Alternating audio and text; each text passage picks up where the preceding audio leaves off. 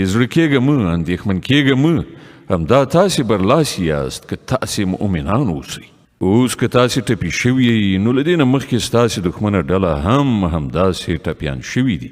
دا د زمانې خوږې ترخې دي چې مونږ یې د خلکو ترمنځ اړوو رااړوو.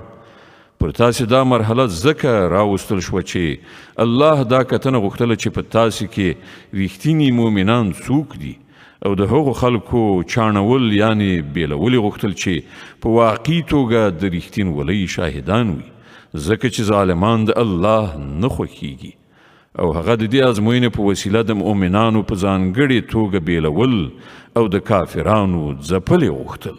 آیا تاسې دا ګڼلې ده چې همداسې به جنت ته لاړ شئ په داسې حال کې چې لا تر اوسه پورې الله دا نه دي لیدلي، یعنې دا ازمایښت یې نه دی کړی چې په تاسې کې څوک هغه خلک دي چې د هغه په لار کې جهاد کوونکي او صبر کوونکي دي. تاسې خو د مرګ هیلې کولې، خو دا د هغه وخت خبره ده چې مرګ سره مخامخ شوي نه وئ. دا دی اوس ورسره مخامخ شوئ او تاسې هغه په سترګو ولید. محمد صلی الله علیه وسلم نور څه نه دی مګر صرف یو پیغمبر دی. له هغه نه مخکې نور پیغمبران هم تیر شوي دي. نو که هغه ومري یا ووژل شي نو تاسې به په خپلو پوندو په شا ګرځئ.